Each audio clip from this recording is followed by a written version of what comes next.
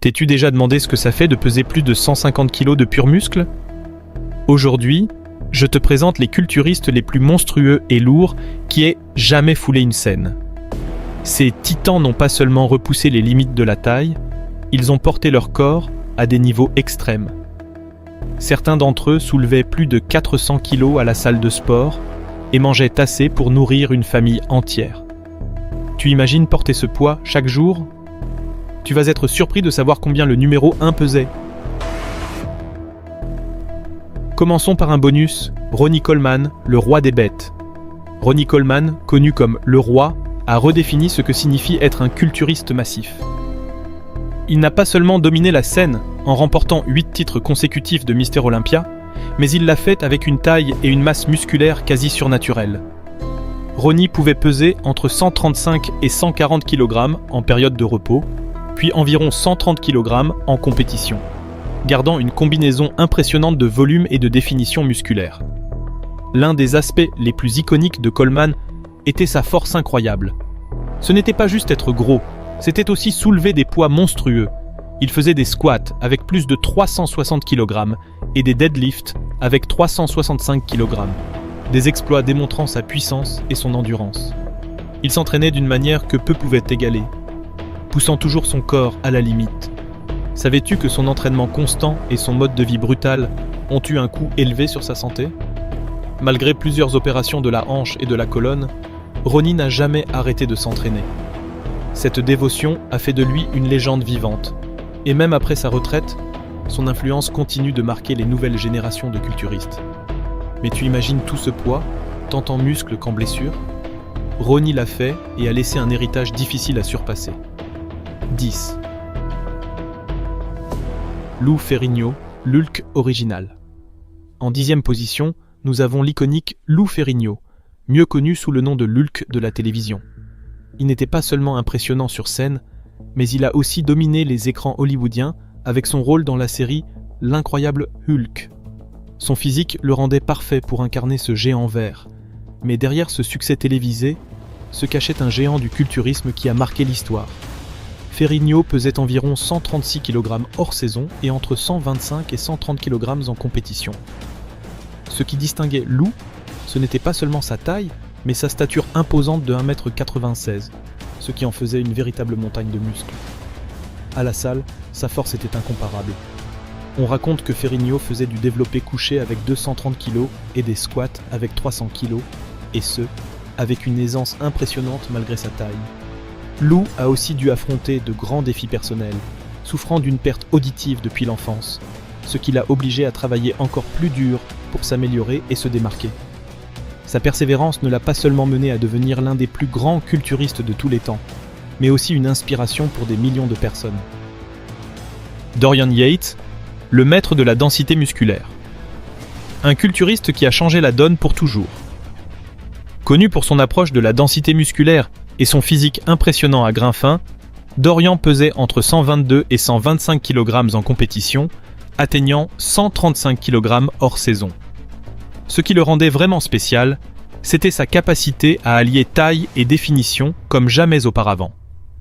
Dorian a remporté 6 titres de Mister Olympia grâce à son entraînement extrême et son approche stratégique.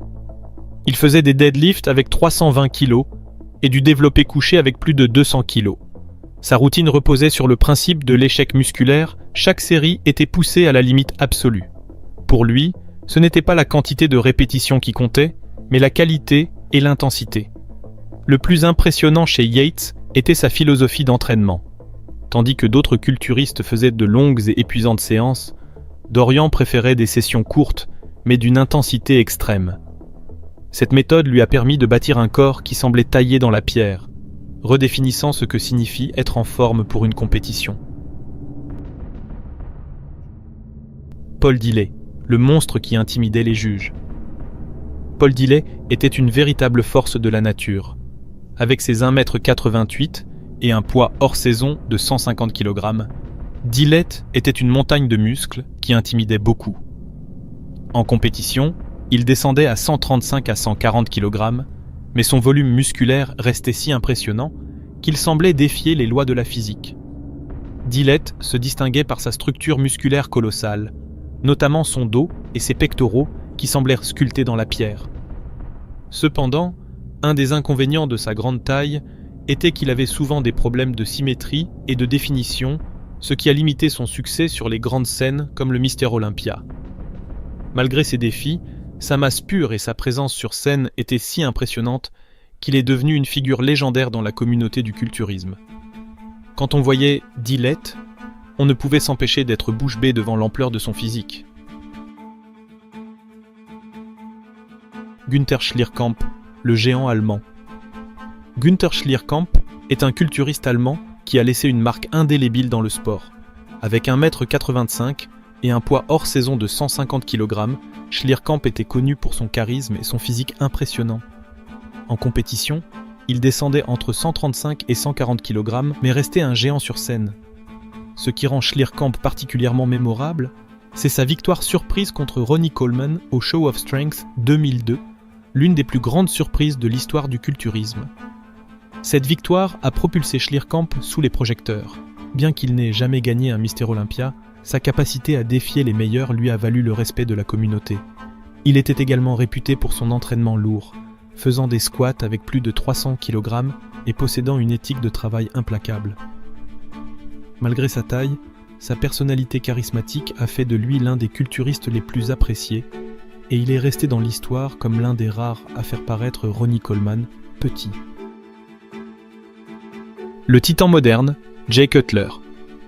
En 6e position, nous avons Jay Cutler, quadruple vainqueur du Mister Olympia 2006, 2007, 2009, 2010, et l'une des figures les plus emblématiques du culturisme moderne. Jay est connu pour sa taille monstrueuse, en particulier son dos et ses jambes gigantesques. Avec un poids de compétition entre 125 et 130 kg, atteignant 140 kg hors saison, Cutler possédait un physique massif mais équilibré, avec une structure proportionnelle dans tous les groupes musculaires. Ce qui a rendu Jay unique, c'est sa capacité à rivaliser avec Ronnie Coleman, alimentant une intense rivalité entre eux. À la moitié des années 2000, il a défini une ère du culturisme. Sa préparation pour le Mister Olympia était légendaire, s'entraînant 2 fois par jour avec un régime strict comprenant plus de 500 g de protéines par jour. À la salle, Jay était une vraie bête. Il faisait du développé couché avec plus de 220 kg, des squats avec 315 kg et dominait le développé militaire avec 150 kg. Sa combinaison de taille, définition et éthique de travail l'a consolidé comme une légende du culturisme, et son influence sur les nouvelles générations est toujours immense.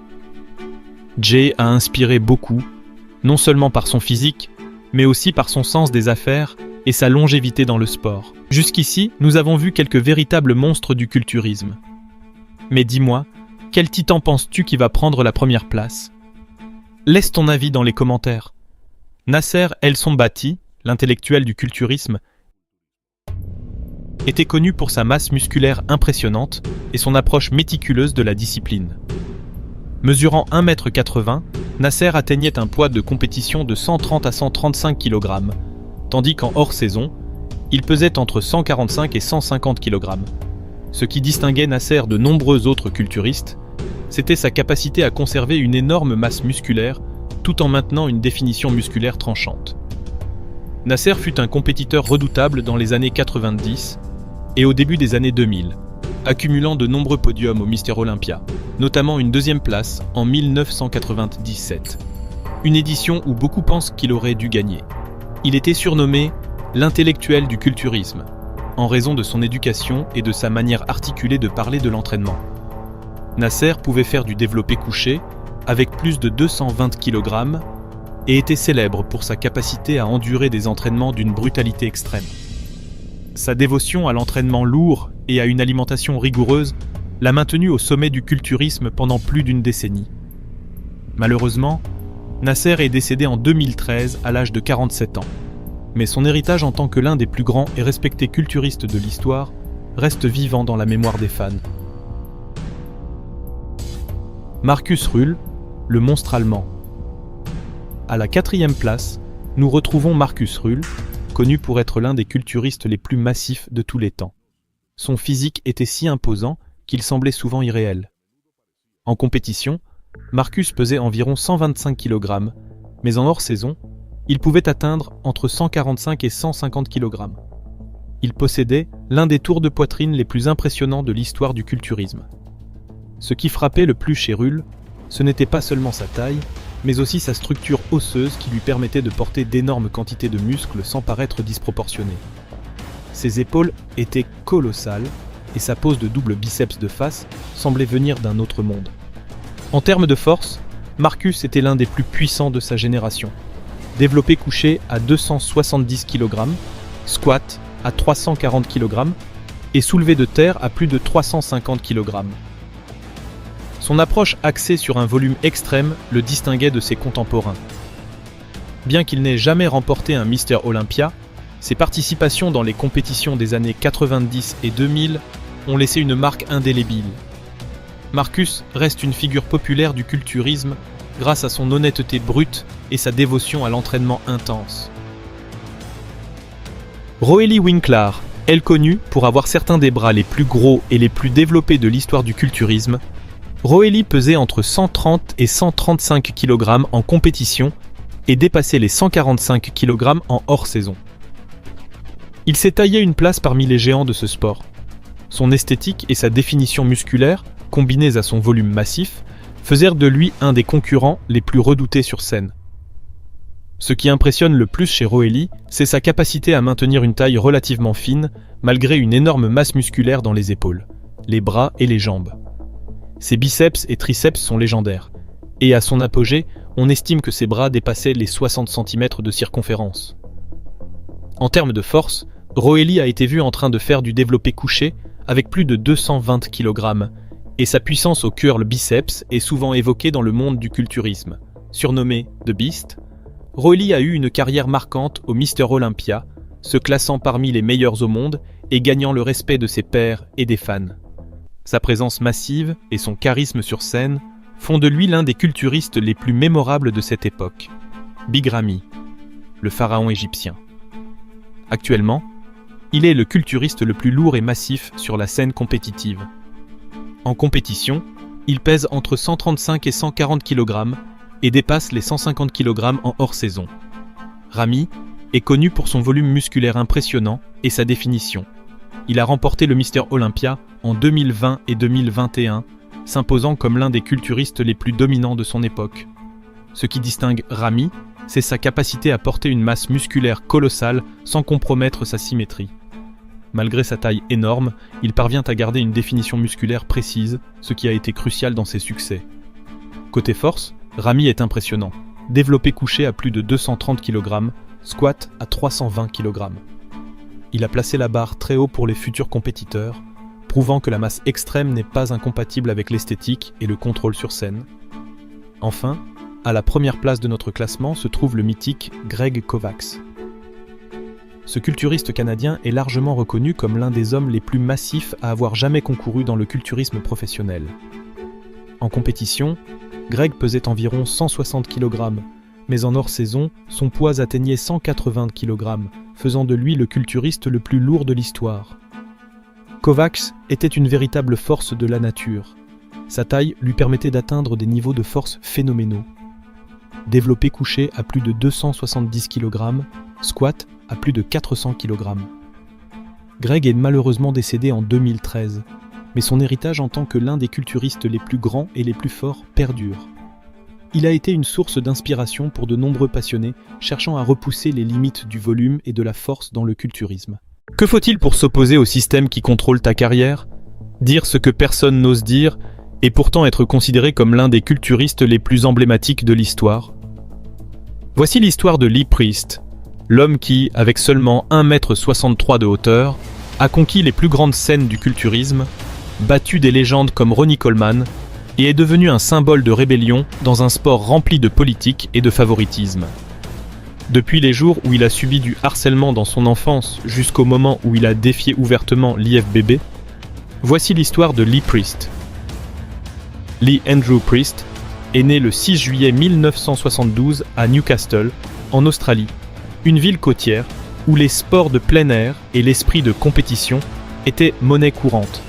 Cependant, l'enfance de Lee fut loin d'être facile, sa famille a été confrontée à des préjugés parce que son père était ouvertement homosexuel, ce qui, à une époque conservatrice, en faisait une cible facile pour les critiques et les Lee found out when moqueries. he was 12 or 13 that his father was gay, and I said, well, we just didn't get on. That's why we broke up. And everyone at school was calling Lee a faggot, and oh, your dad's a fag. And when Lee started bodybuilding and he was shaving his legs, oh, yeah, you're just going to be like your dad. The taunting and the hurt that he went through. Depuis tout petit, Lee était un enfant plein d'énergie, avec un caractère fort. Cependant, le harcèlement qu'il a subi à l'école lui a laissé des cicatrices émotionnelles qui l'ont marqué pendant des années. Les remarques de ses camarades le faisaient se sentir exclu. Mais au lieu d'abandonner, Lee a trouvé refuge dans la salle de sport. Inspiré par son grand-père, un culturiste amateur, il a commencé à s'entraîner avec des poids à l'âge de 12 ans. À l'adolescence, Lee ne s'entraînait pas seulement pour développer son physique, mais aussi pour construire une armure émotionnelle. Avec le temps, son potentiel est devenu évident. Son corps réagissait rapidement à l'entraînement, et les résultats se voyaient autant en force qu'en masse. À seulement 13 ans, Lee a participé à sa première compétition de culturisme, et à la surprise générale, il a remporté le titre. Cela a marqué le début d'une carrière qui le mènerait à dominer les compétitions juniors en Australie. Entre 13 et 17 ans, Lee a accumulé des titres comme Mr. Sydney, et surtout, il a remporté 3 fois de suite le titre de Mr. Australia Junior. Cet exploit l'a placé sous les projecteurs, et il n'a pas fallu longtemps avant que l'industrie internationale du culturisme commence à remarquer son talent. Bien qu'il soit plus petit que la plupart de ses concurrents, Lee compensait ce désavantage par un physique incroyablement proportionné. Sa taille était si fine et ses muscles si denses qu'il ressemblait à une sculpture vivante. Toutefois, tout le monde ne voyait pas son talent d'un bon œil. Certains critiques doutaient de sa capacité à briller dans les compétitions internationales à cause de sa taille. Cela ne fit que le motiver davantage. En 1990, à seulement 18 ans, Lee prit une décision qui allait changer sa vie, déménager aux États-Unis pour poursuivre son rêve de devenir culturiste professionnel. À cette époque, les États-Unis étaient le centre névralgique du culturisme, et y concourir était le rêve de tout athlète sérieux. Lee s'installa en Californie où il commença à s'entraîner dans les salles de sport les plus prestigieuses, y compris le célèbre Gold's Gym à Venice Beach, connu comme la Mecque du culturisme. En 1993, Lee obtint sa carte professionnelle de l'IFBB, devenant l'un des plus jeunes culturistes à y parvenir. Cet accomplissement le plaça sur la carte comme l'un des espoirs les plus prometteurs du sport. Mais la pression de se démarquer dans un monde dominé par des géants comme Dorian Yates et Ronnie Coleman était immense.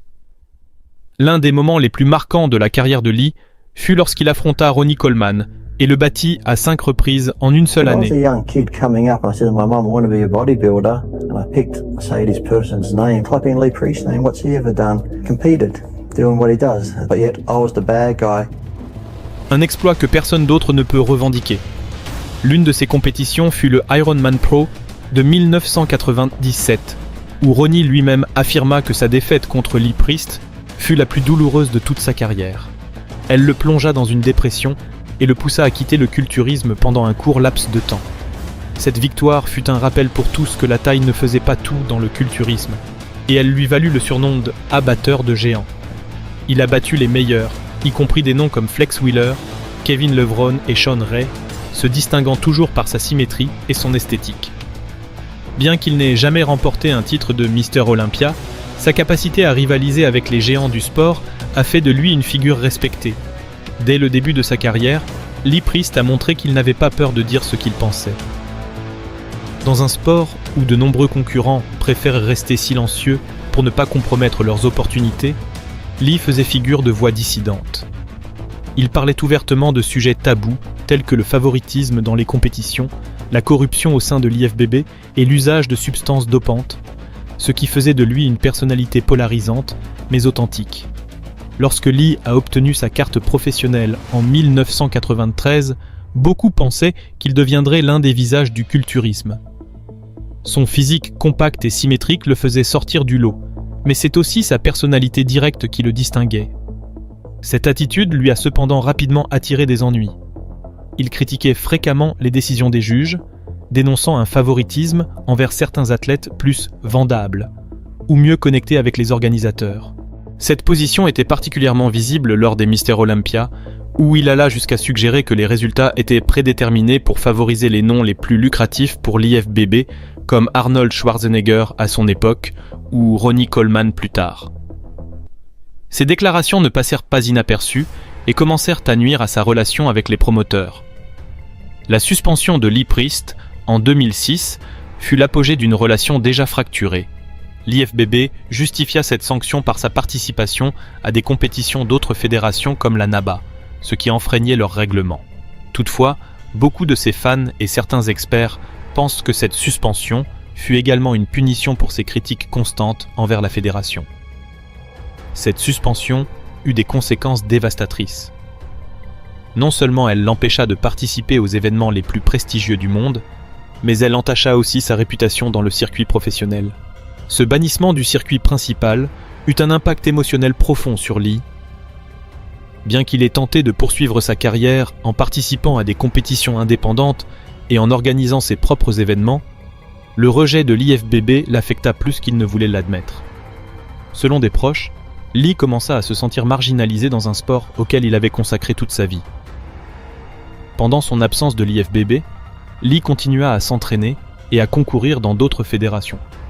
I suppose at a show, down about 2 weeks before I got a phone call saying, Lee, I can't have you come. The IFBB just told me if I bring you over, they're going to take the affiliation off him and suspend his athletes. And by the way, they told me you got been suspended for life, so that's when I found out I was suspended for life from the IFBB. You know, he got banned in and out of the organization. He switched, he went to another one. And I mean, he's just been very outspoken his whole career. I think, you know, he could have been much better bodybuilder if he would have stayed true to just following some sort of rules, but obviously he didn't want to do that. I think he blacklisted himself more than they blacklisted him. He still could have came in the industry and still been super popular, but he chose to kind of not stay present. L'un des aspects qui le maintint dans l'attention du public fut sa capacité à réaliser des transformations physiques impressionnantes. Il était connu pour prendre beaucoup de poids pendant la saison morte, dépassant parfois les 120 kg, pour ensuite sculpter de nouveau son corps en une véritable œuvre d'art. Avant une compétition en 2013, Lee fit un retour triomphal dans le culturisme en participant au Mister Universe de la NABA, où il ne se contenta pas de participer, mais remporta le titre absolu. Cette victoire fut vue comme une preuve qu'en dépit des obstacles et des controverses, Lee avait encore ce qu'il fallait pour être un champion. Ce fut un moment de rédemption pour un homme qui n'avait jamais laissé les règles ni les critiques l'arrêter. L'un des aspects les plus controversés de sa carrière fut sa position ouverte sur l'utilisation de substances dans le culturisme professionnel. Tandis que la plupart des athlètes d'élite évitèrent d'en parler ou le traitèrent vaguement, Lee décida de s'attaquer à la question de front, révélant des détails qui étonnèrent à la fois les fans et les autres concurrents. Avec Internet maintenant et tous ses soi-disant experts, dans de multiples interviews et publications, Lee admit avoir utilisé des stéroïdes anabolisants tout au long de sa carrière, ce qui est courant chez les culturistes professionnels. Cependant, ce qui le distinguait, c'était sa volonté de partager des détails spécifiques sur les doses et le contexte dans lequel ces substances étaient utilisées. Selon Lee, son objectif n'était pas de promouvoir l'usage des stéroïdes, mais d'éduquer les gens sur les risques et la réalité du culturisme d'élite. Vous voyez le mot « stéroïde », mais maintenant, vous allez sur n'importe quelle plateforme de réseaux sociaux, et tout ce que vous voyez, c'est des stéroïdes, des jeunes qui discutent de leur cycle, et tout ça. Pour moi, c'est comme « pourquoi ?» J'étais plus intéressé par l'entraînement intense, la nutrition, et puis si je suis enfin arrivé à ce niveau où j'allais prendre cette route et être bon à quelque chose, je me serais intéressé à cet aspect. Maintenant, malheureusement, les stéroïdes arrivent en premier. Et tout le reste après, donc tu as des gamins qui prennent des stéroïdes. Beaucoup de gens veulent prétendre que cela n'arrive pas. Mais c'est une partie de ce sport à un niveau professionnel, disait Lee. Il critiqua aussi l'hypocrisie de l'IFBB, soulignant que, bien que l'on ne puisse pas en parler ouvertement, l'utilisation de substances était quelque chose que tout le monde savait exister dans les coulisses. Ces déclarations suscitèrent une réaction partagée. D'un côté, de nombreux fans l'applaudirent pour son honnêteté, disant qu'il était rafraîchissant de voir quelqu'un dans le monde du culturisme dire la vérité sans craindre les répercussions. De l'autre côté, certains collègues et figures de l'industrie le critiquèrent, arguant que ses commentaires pouvaient nuire à l'image du sport. Lee était également très vocal sur les risques des substances mal administrées, mettant en garde les jeunes sur les dangers de tenter d'imiter les professionnels sans supervision médicale. Ce n'est pas seulement ce que tu prends, c'est comment tu t'entraînes, comment tu manges et comment tu te reposes. Les gens pensent que les stéroïdes sont magiques, mais non, c'est le travail dur qui compte. Malgré les critiques, l'honnêteté de Lee a consolidé sa réputation en tant que figure authentique dans le monde du culturisme, dans un sport où beaucoup préfèrent maintenir une image propre et politiquement correcte. Lee se distingua en étant prêt à défier les normes et à parler ouvertement de sujets délicats. Malgré les controverses, les hauts et les bas, et les batailles qui ont marqué sa carrière, Lee Priest a réussi à rester une figure respectée et aimée dans le monde du culturisme. Actuellement, Lee vit en Australie, son pays natal, où il reste actif au sein de la communauté fitness en tant qu'entraîneur, conférencier et motivateur. Il utilise son expérience pour guider les nouvelles générations de culturistes, non seulement dans l'entraînement physique, mais aussi dans l'état d'esprit nécessaire pour affronter les défis du sport. Il est souvent invité en tant que juge dans des compétitions et comme conférencier lors de séminaires où il partage ses connaissances et sa perspective unique sur le culturisme professionnel. Bien qu'il ne concourt plus, son influence reste forte, notamment sur les réseaux sociaux où il entretient une relation proche avec ses fans, avec des publications pleines d'humour sarcastique, de conseils pratiques et de réflexions sur sa vie. Lee a construit une communauté fidèle qui le suit pour son authenticité. Aujourd'hui, Lee Priest est une voix critique dans le culturisme moderne. Il a exprimé son mécontentement quant à la direction que prend le sport, surtout avec l'accent mis sur des physiques massifs qui sacrifient souvent l'esthétique et la proportion. Il critique également le manque d'honnêteté concernant l'utilisation de substances dans l'industrie et plaide pour une approche plus réaliste et plus saine du culturisme. Le culturisme devrait être axé sur la symétrie, l'esthétique et le travail acharné, et non sur qui peut être le plus grand. En 2021, Lee a été inclus au Hall of Fame du culturisme australien, une reconnaissance de sa carrière et de sa contribution au sport. Cet honneur symbolisait une forme de clôture pour un homme qui, malgré les conflits et les controverses, a laissé une marque indélébile dans le culturisme. De plus, son héritage perdure dans le cœur de ses fans, qui le considèrent comme un modèle de résistance, d'authenticité et de passion pour le sport. Lee continue d'inspirer beaucoup de monde avec son histoire, montrant qu'il est possible de rester fidèle à soi-même, même dans l'adversité. Lee a aussi exploré des projets en dehors du culturisme, comme des collaborations avec des marques de suppléments et des apparitions dans des podcasts et des documentaires. Son charisme et son sens de l'humour en ont fait une personnalité attirante au-delà du monde de la salle de sport. L'histoire de Lee Priest n'est pas seulement une question de muscles ou de titres. C'est une histoire d'authenticité, de résistance et de volonté d'être soi-même dans un monde qui exige souvent la conformité. Son héritage transcende le culturisme et nous rappelle que le vrai succès ne se mesure pas en trophées, mais dans la capacité à inspirer les autres. Si vous avez aimé cette histoire, ne manquez pas notre prochaine vidéo, où nous explorons d'autres légendes qui ont défié les normes et marqué leur empreinte dans le sport. Peux-tu imaginer ce que ce serait de voir certains des corps les plus emblématiques du culturisme à leur apogée, puis de découvrir ce qu'ils sont devenus aujourd'hui ? Aujourd'hui, je vais te montrer les transformations les plus surprenantes, les changements les plus dramatiques avant et après l'utilisation de stéroïdes. D'athlètes musculeux à des figures presque méconnaissables, tu découvriras le prix que ces culturistes ont payé dans leur quête de perfection.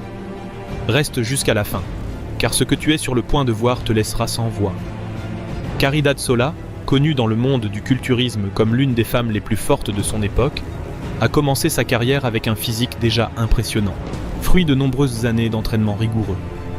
Mais lorsqu'elle a décidé de concourir au plus haut niveau, elle a eu recours aux stéroïdes pour atteindre une musculature plus extrême. Sa transformation a été spectaculaire. Elle a gagné une quantité considérable de masse musculaire et son physique est devenu si imposant qu'il a effacé toute trace de féminité. Cependant, cette transformation n'a pas été sans conséquences. Les altérations hormonales et les effets secondaires liés à l'usage prolongé des stéroïdes ont marqué sa vie à jamais. Son histoire est un exemple de la pression exercée dans le monde du culturisme qui peut pousser à prendre des décisions drastiques aux répercussions permanentes. Paul Dilley, surnommé Frankenstein, était un culturiste canadien dont la carrière a été marquée par sa taille colossale et son apparence hors du commun. Avant d'avoir recours aux stéroïdes, Dilley possédait déjà une stature impressionnante, mais après leur usage, son corps s'est transformé en une monstrueuse démonstration de muscles surdimensionnés. Son physique est devenu si extrême qu'il semblait parfois plus proche d'une créature de science-fiction que d'un être humain. Cependant, cette masse musculaire a entraîné de sérieux problèmes. Dilley a connu plusieurs incidents de santé alarmants, notamment un épisode en 1994 où son corps s'est totalement paralysé en plein concours à cause d'une déshydratation extrême, un risque lié à l'usage des diurétiques et des stéroïdes. Cet incident, ainsi que d'autres complications de santé, l'ont finalement poussé à se retirer du culturisme de compétition. Des années plus tard, sans l'usage de ces substances, son physique a radicalement changé.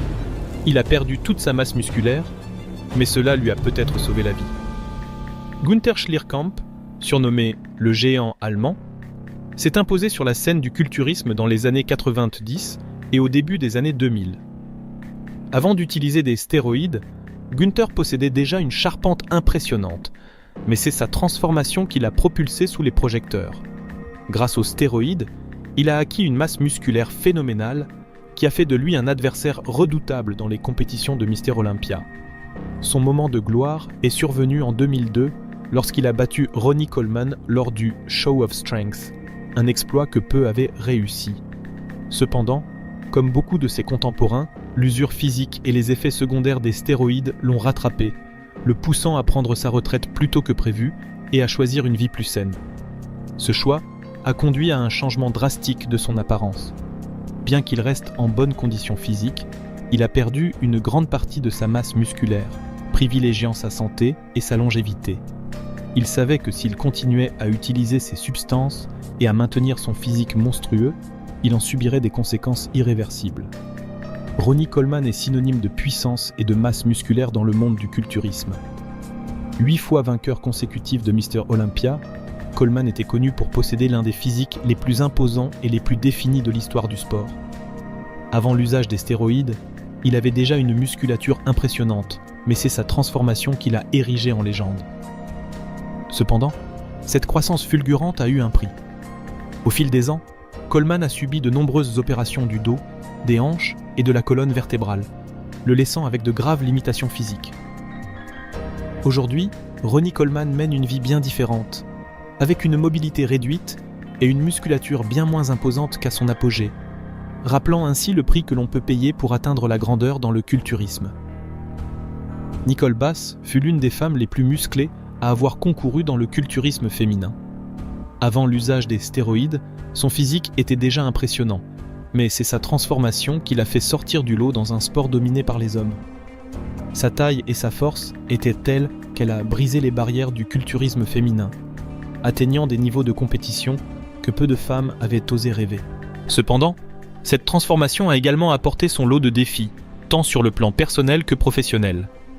Bass a fait face à des critiques tant à l'intérieur qu'à l'extérieur du monde du culturisme, et sa vie a été marquée par la controverse, ainsi que par les défis liés à son image et à sa santé.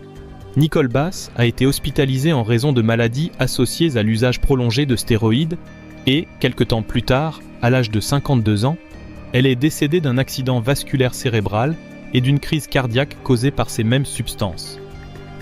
Arnold Schwarzenegger est sans aucun doute la figure la plus emblématique de l'histoire du culturisme. Sa transformation fut épique. Avant l'utilisation de stéroïdes, Arnold possédait déjà un physique impressionnant, mais c'est leur usage qui lui a permis de remporter 7 titres de Mister Olympia et de devenir une superstar mondiale. Cependant, l'Arnold que nous connaissons aujourd'hui est bien différent du colosse qui dominait les compétitions des années 70. Avec le temps, Arnold a perdu une grande partie de sa masse musculaire après avoir cessé l'utilisation de ces substances, et son corps s'est transformé de manière spectaculaire. Cela illustre l'impact à long terme des stéroïdes ainsi que du vieillissement sur un corps autrefois considéré comme le meilleur du monde. Malgré ces changements, Arnold reste une icône, mais son apparence actuelle rappelle l'impermanence de la musculature extrême. Flex Wheeler est réputé pour avoir possédé l'un des physiques les plus esthétiquement parfaits de l'histoire du culturisme. Avant d'avoir recours aux stéroïdes, Wheeler était déjà un athlète impressionnant. Mais leur usage l'a amené à être considéré par beaucoup comme le plus beau physique de tous les temps. Sa symétrie, sa définition et sa taille en ont fait un concurrent redouté dans les années 90. Cependant, cette transformation a eu un coût élevé. Wheeler a souffert de nombreux problèmes de santé, notamment d'une insuffisance rénale qui l'a contraint à se retirer, et il a finalement dû subir l'amputation de sa jambe droite en 2019. Son histoire rappelle que, même si la perfection physique peut être atteinte, le prix à payer peut être dévastateur. Kevin Levrone est connu pour sa capacité à réaliser des transformations spectaculaires en très peu de temps.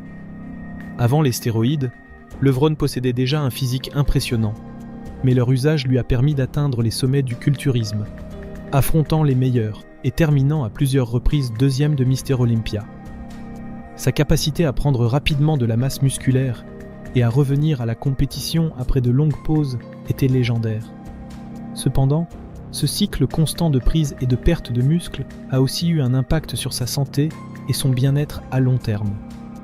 Bien que Levrone ait tenté un retour au culturisme ces dernières années, son physique actuel reflète les hauts et les bas de sa carrière. Tom Prince, un culturiste à la carrure impressionnante, était connu pour sa taille massive et sa définition musculaire. Avant les stéroïdes, Prince était déjà un concurrent redoutable, mais leur utilisation l'a aidé à atteindre des sommets inédits. Son physique était si spectaculaire qu'il s'est imposé comme un athlète à suivre sur la scène professionnelle des années 90. Cependant, cette transformation a eu un coût majeur. Prince a développé une maladie rénale qui l'a contraint à prendre sa retraite prématurément et, malheureusement, a conduit à son décès en 2022. Son histoire illustre les risques associés à l'usage prolongé des stéroïdes. Dorian Yates, surnommé The Shadow, a révolutionné le culturisme dans les années 90 grâce à son approche du volume musculaire et de la définition extrême. Yates possédait une génétique exceptionnelle, mais c'est sa transformation qui a redéfini les standards physiques du culturisme professionnel. Vainqueur de 6 titres de Mister Olympia, il a repoussé les limites de la masse musculaire, mais cela lui a aussi valu de nombreuses blessures graves, en partie dues à ses entraînements d'une intensité extrême. Aujourd'hui, de nombreuses années après avoir quitté les compétitions et cessé l'usage de substances anabolisantes, Dorian mène une vie bien plus saine. Il a perdu une grande partie de sa musculature et arbore désormais un physique mince et athlétique, en contraste frappant avec la silhouette massive qui l'a rendu célèbre. Les histoires de ces culturistes montrent comment la quête de la perfection physique peut mener à des extrêmes qui ne transforment pas seulement le corps, mais laissent aussi des séquelles durables sur la santé et la vie de ceux qui choisissent cette voie. Si ces transformations t'ont surpris, ne manque pas cette vidéo.